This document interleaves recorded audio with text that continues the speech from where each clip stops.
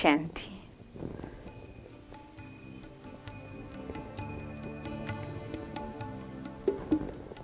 വേൾഡിൻ്റെ history, geography നമ്മൾ school കോളേജിൽ നമ്മുടെ പഠിപ്പിൻ്റെ സമയത്ത് നമ്മളെല്ലാവരും പഠിച്ചിട്ടുണ്ട്, പഠിച്ചെഴുതിയിട്ട് മാർക്ക് വാങ്ങാറുണ്ട്. പക്ഷെ യഥാർത്ഥത്തിൽ നമ്മൾ നോക്കിക്കഴിഞ്ഞാൽ വേൾഡിൻ്റെ റിയൽ ഹിസ്റ്ററി, ജോഗ്രഫി നമുക്ക് നമ്മളുടെ വിദ്യാഭ്യാസ കാലഘട്ടത്തിൽ പ്രാപ്തമാകണില്ല. അതിൽ തന്നെ ഇങ്ങനൊരു ഭാഗം പറയാറുണ്ടല്ലോ, ചരിത്രാതീത കാലം എന്ന് പറയാറുണ്ട്. അപ്പം എൻ്റെ അർത്ഥം എന്താണ്? ചരിത്രം രേഖപ്പെടുത്തുന്നതിന് മുമ്പ് ഒരു കാലഘട്ടം ഉണ്ടായിരുന്നു. ആ കാലഘട്ടത്തിൻ്റെ അറിവ് നമുക്ക് ലഭിക്കുന്നില്ല. ചരിത്രം നമ്മൾ പഠിക്കുന്ന പുസ്തകങ്ങളിൽ നിന്ന് നമുക്ക് ലഭിക്കണില്ല. അപ്പം ആ ചരിത്രാതീത കാലത്തിൻ്റെ, ചരിത്രം എഴുതപ്പെടുന്നതിന് മുമ്പുള്ള ആ സമയത്തെക്കുറിച്ച് നമ്മൾ നോക്കിക്കഴിഞ്ഞാൽ പലപ്പോഴും പല ശാസ്ത്രങ്ങളിലൂടെയും കുറച്ച് അവയർനെസ് നമുക്ക് കിട്ടിയിട്ടുണ്ട്. ഇങ്ങനെ പറയാറുണ്ട്, ഈവൻ യേശുക്രിസ്തുവിൻ്റെ ജീവിതത്തിൽ പറയില്ലേ, ക്രിസ്തുവിന് 3000 വർഷങ്ങൾക്ക് മുമ്പ് ഈ ഭാരതം സ്വർഗമായിരുന്നു ഇങ്ങനെ പറയപ്പെടുന്നുണ്ട്. അപ്പോൾ ആ സമയത്തെ, ആ ക്രിസ്തുവിന് 3000 വർഷങ്ങൾക്ക് മുമ്പുള്ള ആ സ്വർഗത്തിൻ്റെ, സ്വർഗീയ കാലഘട്ടത്തിൻ്റെ പൂർണ്ണജ്ഞാനം, പൂർണ്ണമായ അവബോധം നമുക്ക് എവിടെ നിന്ന് ലഭിക്കുന്നില്ല. എപ്പോഴാണോ സ്വയം ജ്ഞാനസാഗരൻ പരംപിത പരമാത്മാ ഈ സൃഷ്ടിയിലേക്ക് വന്ന് നമുക്ക് ഈശ്വരീയ ജ്ഞാനം പ്രദാനം ചെയ്യണം, ആ സമയത്ത് മാത്രമേ സൃഷ്ടിയുടെ ആദ്യം മുതൽ അന്ത്യം വരെയുള്ള പൂർണ്ണജ്ഞാനം, അതായത് സൃഷ്ടിയുടെ ആദി മധ്യ അന്ത്യത്തിന്റെ രഹസ്യം, അതായത് കംപ്ലീറ്റ് വേൾഡിന്റെ ഹിസ്റ്ററി, ജോഗ്രഫി നമുക്ക് പൂർണ്ണമായിട്ട് ലഭിക്കണമല്ലോ. അപ്പൊ ഈ ഏണിപ്പടിയുടെ ചിത്രത്തില് നമ്മൾ കാണുന്നത്, അതായത് നമ്മുടെ മനുഷ്യ ജീവിതത്തിന്റെ ടോട്ടൽ ഹിസ്റ്ററി, ജോഗ്രഫിയാണ്. 5000 വർഷത്തില് ഈ നാടകശാലയിൽ നമ്മുടെ ജീവിതം 4 ഭാഗങ്ങളിലൂടെ കടന്നു പോകുമ്പോൾ ഓരോ യുഗങ്ങളിലും നമ്മുടെ ജീവിതം ഏത് തരത്തിലാണ് നമ്മുടെ ജീവിതം മുന്നോട്ട് കൊണ്ടുപോയത്, ഓരോ കാലഘട്ടത്തിൻ്റെയും വിശേഷത എന്തായിരുന്നു, കാലഘട്ടത്തിനനുസരിച്ച് നമ്മളിലുണ്ടായ മാറ്റം എന്താണ്, അഭിനേതാക്കളിൽ, അതേപോലെ ഈ നാടകശാലയ്ക്കുണ്ടായ മാറ്റം എന്താണ്, ഇത് രണ്ടും. അപ്പോഴാണ് ഹിസ്റ്ററിയായി, ജോഗ്രഫിയായി. നാടകശാലയുടെ മാറ്റങ്ങൾ ജോഗ്രഫിയിൽ പെടുത്താം നമുക്ക്. അതേപോലെ മനുഷ്യാത്മാവിന്റെ ജീവിതത്തിൽ നമ്മൾ പുനർജന്മം എടുത്ത് വന്നതിനനുസരിച്ച് നമ്മുടെ ജീവിതത്തിലുണ്ടായ മാറ്റം അതിനെ നമുക്ക് ഹിസ്റ്ററിയിലും ഉൾപ്പെടുത്താം. അങ്ങനെയാണെങ്കിൽ ഈ ഏണിപ്പടിയുടെ ചിത്രം നമുക്ക് നമ്മുടെ ടോട്ടൽ ഹിസ്റ്ററി, ജോഗ്രഫി വിളിച്ചോതി തരാണ്. അപ്പൊ സത്യയുഗം മുതല് നമ്മൾ നോക്കിയാല് സത്യയുഗത്തിലെ 8 ജന്മങ്ങളെ കുറിച്ച് നമ്മൾ പറഞ്ഞല്ലോ.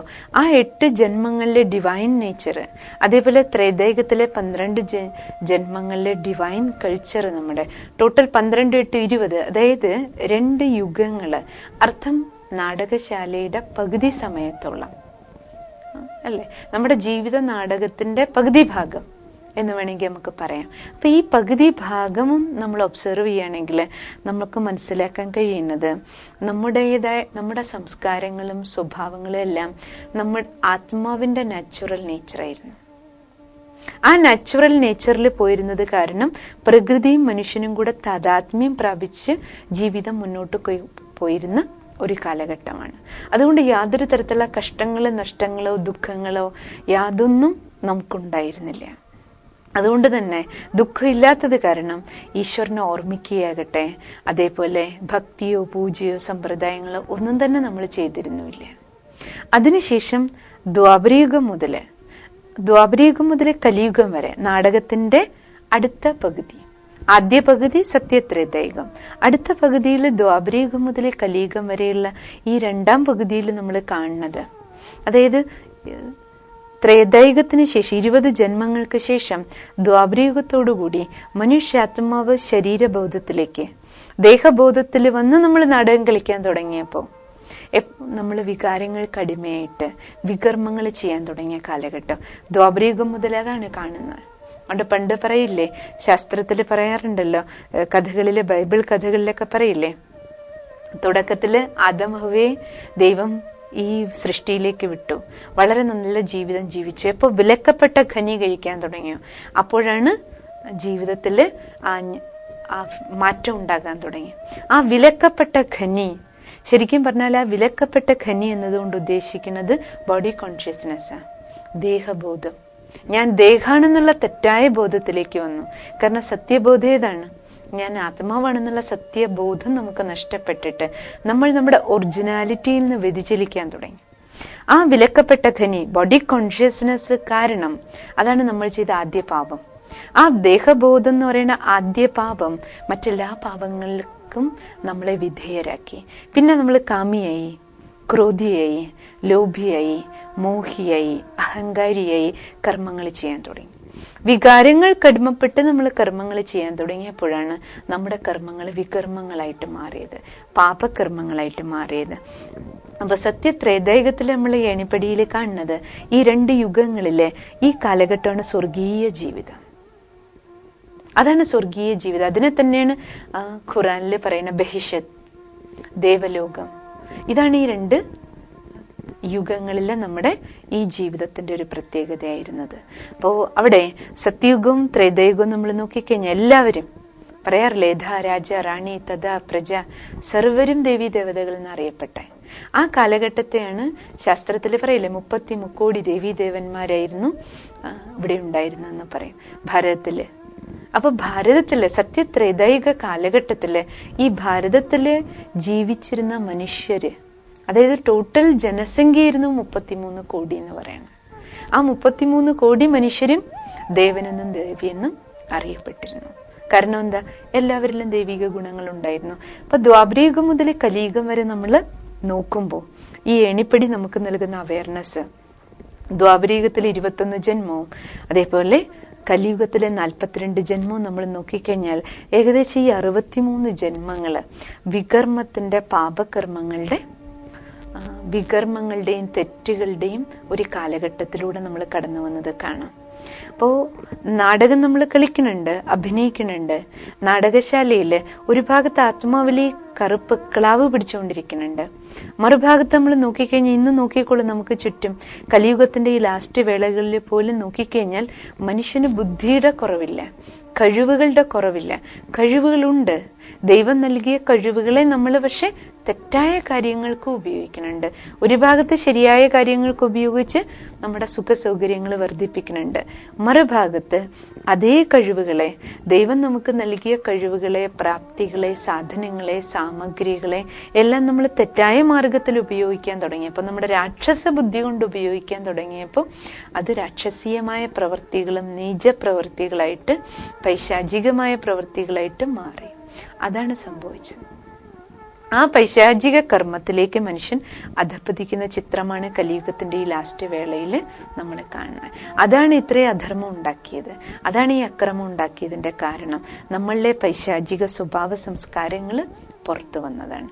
അപ്പോ കലിയുഗത്തിന്റെ ഈ ലാസ്റ്റ് ടൈമില് നമുക്ക് ഇതൊരു സമയമാണ്, നമുക്ക് 84ാമത്തെ ജന്മം കിട്ടണ ഈ ടൈം, നമ്മുടെ ദിവ്യജന്മാർത്ഥം സ്വയം ഭഗവാൻ തന്നെ ഈ സൃഷ്ടിയിൽ വന്നിട്ട് പരമാത്മാ ഈശ്വരീയ ജ്ഞാനം നൽകി ഈ ജ്ഞാനാമൃത് നമ്മളെ കൊണ്ട് കുടിപ്പിച്ച് നമ്മുടെ ഉള്ളിൽ കിടക്കുന്ന എല്ലാ കാളകൂട വിഷവും പുറത്തേക്ക് കളയാനുള്ള ഒരു സമയം ഇതാണ്. അതുകൊണ്ടാണ് ഈ സമയത്തെ സംഗമം സമയം എന്ന് പറയുന്നത്. ഈ സംഗമയുഗ വേളയിലാണ് ഭഗവാൻ ജ്ഞാനാമൃതം നമുക്ക് പ്രദാനം ചെയ്യണത്. ഈശ്വരീയ ജ്ഞാനാമൃതം നമുക്ക് നൽകണു നമ്മുടെ ഉള്ളിലെ വിഷസമാന സ്വഭാവങ്ങളെ, സംസ്കാരങ്ങളെ സംസ്കരിക്കാനുള്ള ഒരു ടൈമാണ് ഈ ടൈം.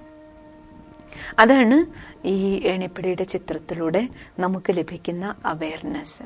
അർത്ഥം, നമ്മൾ എത്തി നിൽക്കുന്ന ഈ സമയം ഒരു മാറ്റത്തിന്റെ വേളയാണ്. നമുക്ക് തിരിച്ച് കയറാൻ, ഇത്രയും പടി ഇറങ്ങി വന്ന് നമുക്ക് തിരിച്ച് കയറാൻ, നമ്മളെ എങ്ങനെയാണോ ഇറങ്ങാൻ തുടങ്ങിയ സമയത്ത് നമ്മുടെ സ്ഥിതി എന്തായിരുന്നു, ആ ഒറിജിനൽ സ്റ്റേജിലേക്ക് നമുക്ക് മടങ്ങി പോകാനുള്ള ഒരു സമയമാണിത്. ആ ഒറിജിനൽ സ്റ്റേജിലേക്ക് നമുക്ക് തിരിച്ചു പോകണമെങ്കിൽ നമുക്ക് നഷ്ടപ്പെട്ടതെല്ലാം വീണ്ടെടുക്കണം. അതെല്ലാം വീണ്ടെടുക്കാൻ വേണ്ടിയിട്ട് സ്വയം ഭഗവാൻ നമുക്ക് ലിഫ്റ്റ് തന്നിരിക്കുന്ന ഒരു ടൈമാണിത്. അപ്പോൾ അതാണ് ഈ സമയം നമുക്ക് ഈ ലിഫ്റ്റിൽ കയറിയിട്ട്, ഏത് ലിഫ്റ്റ്, ഈശ്വരീയ ജ്ഞാനത്തിന്റെ രാജയോഗത്തിന്റെ ലിഫ്റ്റിലിരുന്ന് നമുക്ക് നഷ്ടപ്പെട്ടു പോയ ദൈവിക ഗുണങ്ങളും നമുക്ക് നഷ്ടപ്പെട്ടു പോയ ആത്മബലവും വീണ്ടെടുക്കാനുള്ള സമയമാണിത്. അതിനാണ് സ്വയം ഭഗവാൻ തന്നെ ടീച്ചറായിട്ട്, ഭഗവാൻ തന്നെ സദ്ഗുരുവിന്റെ രൂപത്തിൽ ഇപ്പോൾ മാനവന് പ്രാപ്തമാകുന്ന സമയമാണ്. ഈ ടൈമിനെയാണ് ശാസ്ത്രത്തിൽ കാണിച്ചിരിക്കുന്നത്. എപ്പോ അധർമ്മം നിറയണോ അപ്പൊ ഞാൻ ധർമ്മസ്ഥാപനയ്ക്ക് വരും. അങ്ങനെ ധർമ്മ പുനഃസ്ഥാപനയ്ക്ക് ഭഗവാൻ വന്നിരിക്കുന്ന ഒരു ടൈമാണ് ഇത്.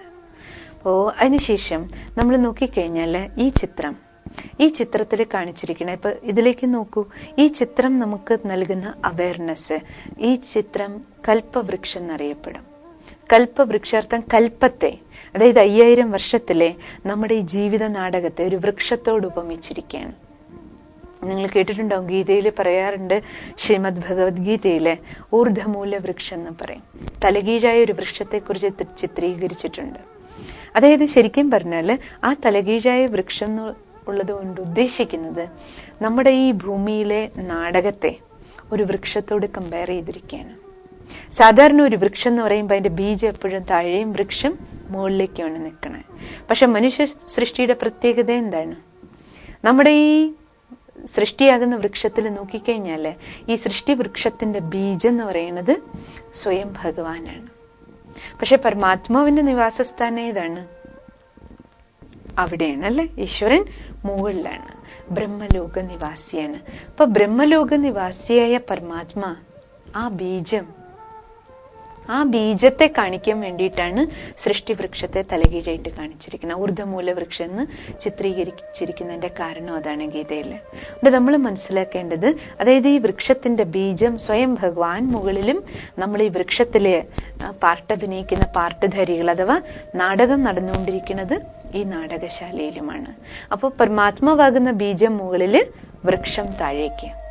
അപ്പൊ ഈ സൃഷ്ടി വൃക്ഷത്തില് നമ്മൾ നോക്കിക്കഴിഞ്ഞാല് ഈ സൃഷ്ടി വൃക്ഷത്തിന്റെ ഇപ്പോ നമ്മൾ നോക്കിക്കഴിഞ്ഞാൽ വൃക്ഷത്തിന്റെ ആ ചുവട്, സാധാരണ പറയില്ലേ ബീജം കഴിഞ്ഞു കഴിഞ്ഞാല് വൃക്ഷത്തെ മണ്ണിൽ ഉറപ്പിച്ചു നിർത്തുന്നത് അതിന്റെ വേര് ഭാഗമാണ് അല്ലെ. വേര് വൃക്ഷത്തെ പിടിച്ചു നിർത്തുന്നു, മണ്ണിൽ നിന്ന് എല്ലാം ജലാംശവും അല്ലെങ്കിൽ മറ്റു വളങ്ങളും എല്ലാം എടുത്തിട്ട് വൃക്ഷത്തിന്റെ ലാസ്റ്റ് ഇലയിൽ പോലും കൊണ്ടുപോയിട്ട് എത്തിക്കുന്നത് ആ ജോലി, ഈ ലാസ്റ്റ് ഇലയ്ക്ക് വരെ വേണ്ടുന്ന ആ മുഴുവൻ വളങ്ങളും അല്ലെങ്കിൽ വെള്ളവും പിടിച്ചെടുക്കുന്നത്, മണ്ണിൽ നിന്ന് വലിച്ചെടുക്കേണ്ടത് വേരിന്റെ ധർമ്മമാണ് അല്ലെ. അതേപോലെ ഈ സൃഷ്ടി വൃക്ഷത്തിലെ നമ്മൾ നോക്കിക്കഴിഞ്ഞാല് പ്രസന്റ് ടൈം, വർത്തമാന കാലഘട്ടം, സംഗമയുഗത്തെ നമുക്ക് ഈ വേരിനോട് ഉപമിക്കാം. കാരണം ഈ സംഗമയുഗ സമയത്താണ് നമുക്ക് പരമാത്മാവാകുന്ന ബീജത്തിൽ നിന്നും വെള്ളവും വളവും എല്ലാം വലിച്ചെടുക്കേണ്ട ടൈം. അത് വേരിന്റെ ജോലിയാണ്. അപ്പൊ വേരിന്, അതായത് ആരാണോ ഈ വൃക്ഷത്തെ പിടിച്ചു നിർത്തേണ്ടത്, ഈ വൃക്ഷത്തിലെ മുഴുവൻ ഇലകൾക്കും സപ്ലൈ ചെയ്യേണ്ടത്, വലിച്ചെടുക്കേണ്ടത്, അത് ആരുടെ കർത്തവ്യമാണ്? ഈ മുഴുവൻ വൃക്ഷത്തിനും സപ്ലൈ ചെയ്യേണ്ടത് ദൈവാത്മാക്കളുടെ കർത്തവ്യമാണ്. കാരണം ദൈവാത്മാക്കൾക്കാണ് സൃഷ്ടിയുടെ തുടക്കം മുതലേ പാർട്ടുള്ളത്. ദൈവാത്മാക്കളാണ് ഈ സമയത്ത് ദൈവിക ഗുണങ്ങളോടുകൂടി ഈ നാടകശാലയിൽ തുടക്കം മുതൽ ആരാണോ പാർട്ട് അഭിനയിക്കാൻ വന്നത്, ആ ആത്മാക്കളുടെ കർത്തവ്യമാണ് ഈ സമയത്ത് പരമാത്മാവിൽ നിന്ന്, ഈശ്വരനാകുന്ന ബീജത്തിൽ നിന്ന് ഈശ്വരനെ ഓർമ്മിച്ച് ഈശ്വരീയ ജ്ഞാനം, ഈശ്വരീയ ശക്തികള്, ഈശ്വരീയ ഗുണം, അതാണ് നമുക്ക് വേണ്ടുന്ന വെള്ളവും വളവും. അതാണ് ഈ കംപ്ലീറ്റ് സൃഷ്ടിക്ക് വേണ്ടത്, ഓരോ ഇലകൾക്കും വേണ്ടത്, ഓരോ മനുഷ്യ മനസ്സുകൾക്ക് ആവശ്യം. അത് ഈശ്വരിൽ നിന്ന് എടുക്കുക, എന്നിട്ട് ഈ മുഴുവൻ വൃക്ഷത്തിനും കൊടുക്കുക. അത് ചെയ്യേണ്ടത് ഈ വേരിലിരിക്കുന്നവരുടെ ധർമ്മമാണ്. അതാണ് രാജയോഗത്തിന്റെ പ്രാധാന്യം. രാജയോഗി ജീവിതം, പവിത്ര ജീവിതം ആര് ജീവിക്കുന്നു അവർക്ക് ബീജത്തിൽ നിന്ന് എടുക്കാനും കഴിയും, ഈ വൃക്ഷത്തിന് കൊടുക്കാനും കഴിയും. അങ്ങനെ ഈ വൃക്ഷത്തിലെ ലാസ്റ്റ് ഇലയ്ക്ക് പോലും വേണ്ടത് എടുത്തു കൊടുക്കാൻ ആർക്ക് കഴിയുന്നോ പരമാത്മാവിലെ കണക്ഷൻ വെച്ച് അവരെയാണ് രാജയോഗി ജീവിതം ജീവിക്കുന്നവരെന്ന് പറയുന്നത്. അങ്ങനെ വേര് ഭാഗത്തിന് ശേഷം ചിത്രത്തിൽ നോക്കിയാൽ കൽപ്പവൃക്ഷത്തിൽ നമ്മൾ കാണണേ, വൃക്ഷം കുറച്ചു ദൂരം ഒറ്റത്തടിയായിട്ട് വളരുന്നത് കാണാം അല്ലെ. ഒറ്റത്തടിയായിട്ട് പോകുന്ന അർത്ഥം എന്താണ്? നമ്മൾ മനസ്സിലാക്കി. കഴിഞ്ഞ ദിവസം നമ്മൾ കാലചക്രത്തെ കുറിച്ച് പറഞ്ഞപ്പോൾ നമ്മൾ മനസ്സിലാക്കിയല്ലോ, ശരിക്കും നമ്മുടെ ഈ നാടകത്തിന്റെ തുടക്കം, നാടകശാലയിൽ നമ്മുടെ ജീവിതത്തിന്റെ ആരംഭ കാലഘട്ടം സത്യയുഗവും ത്രേതായുഗവുമാണ്. അപ്പൊ ഈ വൃക്ഷം ഒറ്റത്തടിയായിട്ട് വളരുന്ന കാലഘട്ടമായിട്ട് കാണിച്ചിരിക്കണ സത്യ ത്രേതായുഗങ്ങളെയാണ്. അതിനെ ഒറ്റത്തടിയായിട്ട് കാണിക്കാൻ എന്താ കാരണം? എന്തുകൊണ്ടെന്നാൽ ആ സമയത്ത് നാടകശാലയില് ഒരു ധർമ്മം മാത്രമേ ഉണ്ടായിരുന്നുള്ളൂ. ആ ഒരു ധർമ്മത്തിന്റെ പേരായിരുന്നു ആദി സനാതന ദേവി ദേവത ധർമ്മം. ആദി, തുടക്കം മുതൽ, സനാതനം, നിലനിൽക്കുന്ന ധർമ്മം, തുടക്കം മുതൽ ഈ സൃഷ്ടിയിൽ ഉണ്ടായിരുന്നത് ദേവീ ദേവതാ ധർമ്മം എന്നാണ് അറിയപ്പെട്ടിരുന്നത്. അതായത് എല്ലാ മനുഷ്യരും ദൈവിക ഗുണങ്ങളുള്ളവരായിരുന്നു. അതുകൊണ്ട് അവരുടെ ധർമ്മത്തിന്റെ പേര് ദേവീ ദേവതാ ധർമ്മം എന്നറിയപ്പെട്ടു. അങ്ങനെ ആ ദൈവിക ഗുണങ്ങളോടുകൂടി ഈ ഭൂമിയിൽ ജീവിച്ചിരുന്ന, പറയില്ലേ ശാസ്ത്രത്തിൽ പറയുന്ന 33 കോടിയും എല്ലാ മനുഷ്യരും സത്യയുഗവും ത്രേതായുഗം ആ ഒരു ധർമ്മത്തിൽ പെട്ടവരായിരുന്നു. അതുകൊണ്ട് ധർമ്മത്തിന്റെ പേരിൽ യാതൊരു തരത്തിലുള്ള കലഹങ്ങളോ വഴക്കുകളോ ഭിന്നതകളോ ആ കാലഘട്ടത്തിൽ ഉണ്ടായിരുന്നില്ല. അതുകൊണ്ടാണ് ഈ വൃക്ഷത്തില് ആ കാലഘട്ടത്തെ തായ്തടി ഒറ്റത്തടിയായിട്ട് കാണിച്ചിരിക്കുന്നത്. അതിനുശേഷം സത്യുഗ സമയത്ത് വൃക്ഷത്തിൽ നോക്കിക്കഴിഞ്ഞാൽ ശ്രീലക്ഷ്മി ശ്രീനാരായണനെ കാണിച്ചിരിക്കുന്നത്. അതായത് അവരുടെ പരമ്പരയാണ് അവിടെ രാജ്യം ഭരിച്ചിരുന്നത്. ശ്രീലക്ഷ്മി ശ്രീനാരായണന്റെ, ലക്ഷ്മി നാരായണൻ ഒന്നാമൻ രണ്ടാമൻ, അതുപോലെ ത്രേതായുഗത്തില് ശ്രീരാമനെ ശ്രീ സീതയും കാണിക്കും. ഏറ്റവും ത്രേതായുഗത്തില് വളരെ ശ്രേഷ്ഠമായ രാജഭരണം കാഴ്ചവെച്ച ശ്രീരാമനും ശ്രീ സീതയും. അതിനുശേഷം നമ്മൾ വൃക്ഷത്തിൽ നോക്കൂ.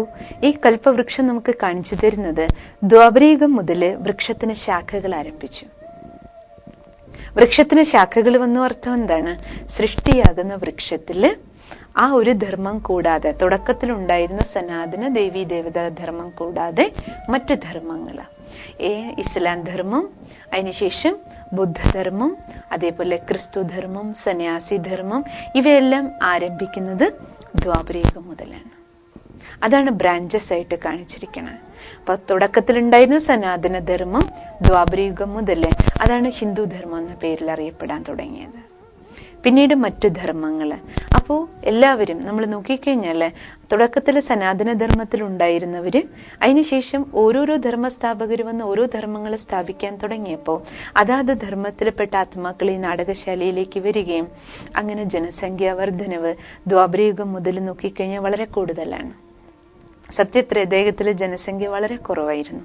പക്ഷെ ദ്വാപരയുഗം മുതൽ വളരെ പെട്ടെന്ന്, വളരെ ഫാസ്റ്റ് ഗതിയിൽ ജനസംഖ്യ വർധനവ് സംഭവിക്കാനുള്ള കാരണം അതാണ്. അതിനുശേഷം നമ്മൾ ഈ വൃക്ഷത്തിൽ നോക്കിയാലേ, കലിയുഗത്തിൽ നോക്കൂ, വൃക്ഷത്തിലെ ശാഖോപശാഖകളാണ് നമ്മൾ കാണുന്നത്. അർത്ഥം എന്താണ്? ഓരോ മതങ്ങളിലും നമ്മളിന്ന് നോക്കിക്കഴിഞ്ഞാല് അത് ഹിന്ദുമതം, സനാതനധർമ്മം, പിന്നീട് ഹിന്ദുധർമ്മം എന്ന പേരിൽ അറിയപ്പെട്ടു. അത് ഹിന്ദുധർമ്മം ആകട്ടെ, ഇസ്ലാം ധർമ്മം ആകട്ടെ, ബുദ്ധധർമ്മം ആകട്ടെ, എല്ലാ മതങ്ങളിലേക്കും നിങ്ങൾ നോക്കിക്കോളൂ. ഓരോന്നിനും എത്ര ശാഖകളും ശാഖോപശാഖകളുമാണ് അല്ലെ? എത്ര കൈവഴികളാണ്, മഠങ്ങളും ആശ്രമങ്ങളും. അതും നമ്മൾ ഓരോന്നിലേക്കും നമ്മൾ നോക്കിക്കഴിഞ്ഞാല് ധാരാളം ശാഖകളും ഉപശാഖകളും നമുക്ക് കാണാൻ കഴിയും കലിയുഗത്തില്. അപ്പോൾ കലിയുഗത്തിന്റെ ഈ ലാസ്റ്റ് ടൈമില് നമ്മൾ ഇന്ന് നോക്കുമ്പോൾ ഈ വൃക്ഷം അതിന്റെ ഏകദേശം പൂർണ്ണ വളർച്ചയെത്തി നിൽക്കുകയാണ്. സൃഷ്ടിവൃക്ഷം ഏകദേശം 5000 വയസ്സ് ഈ വൃക്ഷത്തിന് പൂർത്തിയായി എന്ന് പറയാം. അപ്പൊ അതുകൊണ്ട് പറയാറുണ്ട്, ഇന്ന് ഈ വൃക്ഷം 5000 വയസ്സ് ഇതിന് പൂർത്തിയായ ഈ കാലഘട്ടത്തില് വൃക്ഷം അതിന്റെ ജീർണ അവസ്ഥയിലേക്ക് എത്തി എന്ന് പറയും. ജീർണിച്ച അവസ്ഥയിൽ എത്തി നിൽക്കുകയാണ്. അപ്പൊ ഈ ജീർണിച്ച അവസ്ഥയിൽ എത്തി നിൽക്കുന്ന ഈ വൃക്ഷം, അതായത് അർത്ഥം വൃക്ഷം മറിഞ്ഞു വീഴാറായി, പ്രായപൂർത്തിയായി കഴിഞ്ഞു വൃക്ഷത്തിന്. അപ്പൊ ഇതേ വൃക്ഷത്തിൽ നിന്ന് തന്നെ വേണം വീണ്ടും കൊമ്പുകൾ വെട്ടിവെച്ച് നമുക്ക് പുതിയ വൃക്ഷ തൈകള് തയ്യാറാക്കാൻ. അർത്ഥം എന്താണ്? ആത്മാക്കള് ഈ വൃക്ഷത്തിൽ നിന്ന് നാടകം അഭിനയിച്ചുകൊണ്ടിരിക്കുന്ന ആത്മാക്കള് തന്നെയാണ് വീണ്ടും എന്ത് ചെയ്യേണ്ടത്? കലിയുഗത്തോടുകൂടി നാടകം പൂർത്തിയായതിനു ശേഷം ഒരു തവണ വീണ്ടും സൈക്കിള് പൂർത്തിയാകുമ്പോൾ, നമ്മൾ നേരത്തെ പറഞ്ഞല്ലോ, കാലചക്രം കറങ്ങുകയാണ്. സമയം നമുക്ക് ആർക്ക് വേണ്ടിയും കാത്തു നിൽക്കില്ല. കാലത്തിന്റെ ചക്രം പൂർത്തിയാകുമ്പോൾ കലിയുഗത്തിന് ശേഷം വീണ്ടും സത്യുഗം ആരംഭിക്കണമെങ്കിൽ, സത്യുഗം മുതലുള്ള പാർട്ടുധാരികൾ വന്ന് നാടകത്തില് പാർട്ട് അഭിനയിക്കണമെങ്കിൽ ഈ കലിയുഗത്തിന്റെ ഈ ലാസ്റ്റ് വേളയിൽ തന്നെയാണ് സത്യുഗത്തിലേക്ക് പോകാനും നാടകം കളിക്കാനുള്ള പ്രിപ്പറേഷനും നമുക്ക് ചെയ്യേണ്ടത്. അതുകൊണ്ട് കൊമ്പുകള് തയ്യാറാക്കേണ്ട സമയം, അല്ലെങ്കിൽ സാപ്ലിങ്ങിന്റെ ടൈം ഇത് തന്നെയാണ്. തൈകള് നട്ടു വളർത്തേണ്ട ടൈം ഇത് തന്നെയാണ്. ഏത് തൈകള്? ഇവിടെ ആത്മാവാണ് തൈ എന്ന് പറയുന്നത്. മനുഷ്യാത്മാവാണ് ആ തൈകള്. മനുഷ്യാത്മാവിലെ പരിവർത്തനത്തിന് വിധേയമാകേണ്ടത് ഈ സമയത്താണ്. നമ്മുടെ സംസ്കാര പരിവർത്തനം, അതാണ് നമുക്ക് ആവശ്യം. സ്വഭാവത്തിന്റെ, സംസ്കാരത്തിന്റെ പരിവർത്തനം. അതായത് 5000 വർഷം കൊണ്ട് നമ്മൾ നാടകം കളിച്ച് നമ്മളിൽ നിന്ന് നഷ്ടപ്പെട്ടു പോയ ദൈവിക സംസ്കാരത്തെ വീണ്ടും എമർജ് ചെയ്യുക. അതേപോലെ 5000 വർഷം കൊണ്ട് നമ്മളിൽ മെർജായ മാനുഷികമായ ആസുരീയമായ എന്തെല്ലാം വികലതകള്, എന്തെല്ലാം ചപലതകൾ, എന്തെല്ലാം ദുർബലതകള് നമ്മളിൽ വന്നുപോയോ, ആ വന്നുപോയ ദുർബലതകളെ പരിവർത്തനപ്പെടുത്താനുള്ള ടൈമും ഇത് തന്നെയാണ്. അപ്പൊ ഇന്ന് ഈ സമയം, അതാണ് ഈ ചിത്രത്തിലൂടെ, കൽപ്പവൃക്ഷത്തിന്റെ ചിത്രത്തിലൂടെ നമ്മൾ മനസ്സിലാക്കേണ്ടത്. അതായത് ഈ വൃക്ഷം മറിഞ്ഞു വീഴുന്നതിന് മുമ്പ് തന്നെ തൈകളെ തയ്യാറാക്കണം. അർത്ഥം, നമുക്ക് തയ്യാറാകണം. നമുക്ക് നമ്മുടെ ഉള്ളില് ഈ ഒരു പരിവർത്തന മാറ്റത്തിന് നാം നമ്മളെ വിധേയമാക്കണം. ആ ഒരു തിരിച്ചറിവാണ് നമുക്ക് ഈ സമയത്ത് ഉണ്ടാകേണ്ടത്.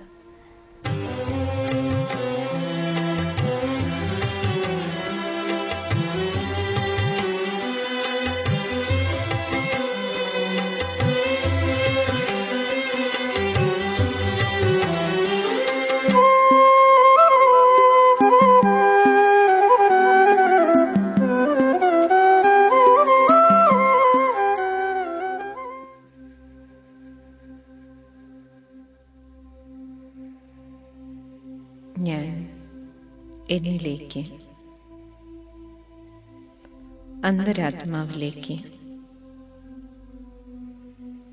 ഒരു തീർത്ഥാടനം നടത്തുകയാണ്.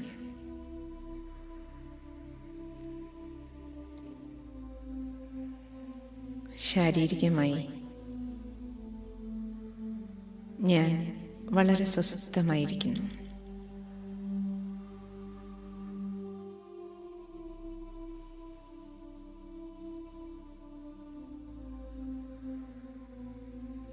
കൈകാലുകളെല്ലാം വളരെ റിലാക്സ്ഡ് ആണ്.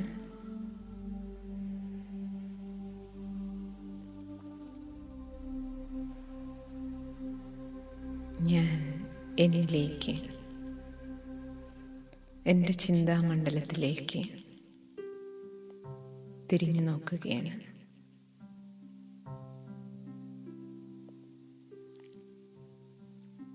എൻ്റെ മനസ്സിലൂടെ എന്തെല്ലാം ചിന്തകളാണ് കടന്നു പോകുന്നത്.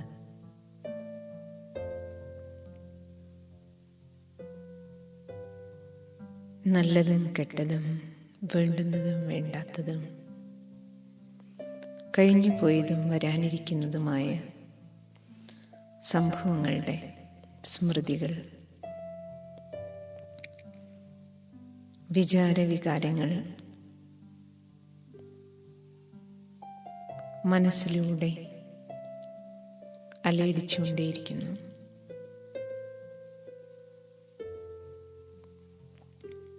ഞാൻ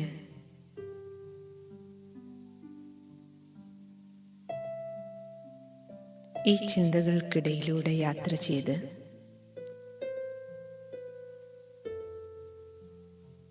എന്നിലെ എന്നെ കാണാൻ ശ്രമിക്കുകയാണ്.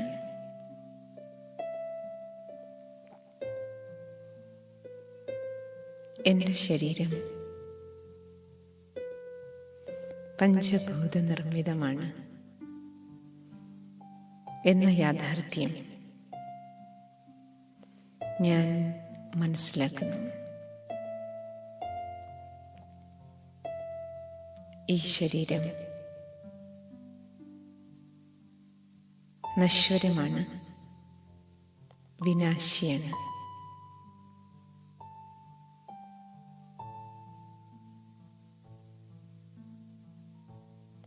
ഈ ശരീരമാകുന്ന കാർ നിയന്ത്രിക്കുന്നത്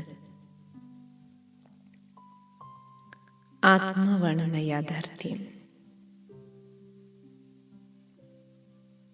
ഞാൻ മനസ്സിലാക്കുന്നു.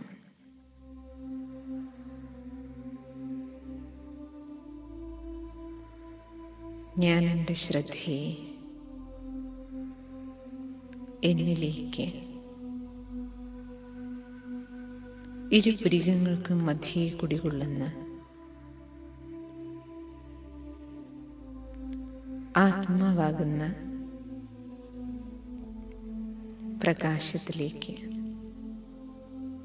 ചൈതന്യത്തിലേക്ക് കേന്ദ്രീകരിക്കുകയാണ്.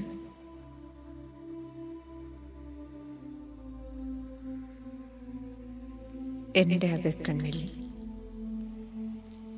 ഞാൻ എൻ്റെ സുന്ദരമായ രൂപത്തെ നക്ഷത്ര സമാനം തിളങ്ങുന്ന എൻ്റെ സത്യസ്വരൂപം ജ്യോതിസ്വരൂപത്തെ അതിസൂക്ഷ്മമായ ചേതനയെ ഞാൻ എന്നെ കാണുകയാണ്.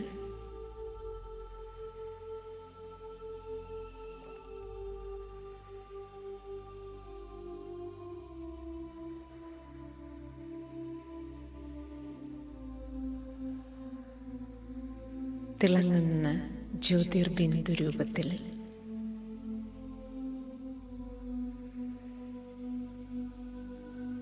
ഞാൻ എത്ര സുന്ദരമാണ്.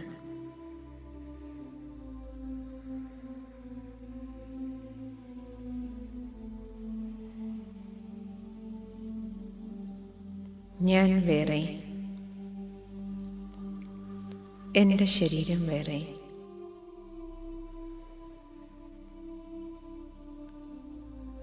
ഈ യാഥാർത്ഥ്യബോധം എന്നിലുണരുന്നു.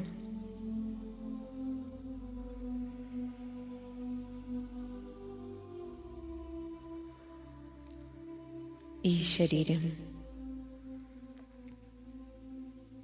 ഭൂമിയാകുന്ന ഈ നാടകശാലയിൽ നാടകം കളിക്കാൻ ആത്മാവായി എനിക്ക് കിട്ടിയ ഒരു വേഷം മാത്രമാണ്.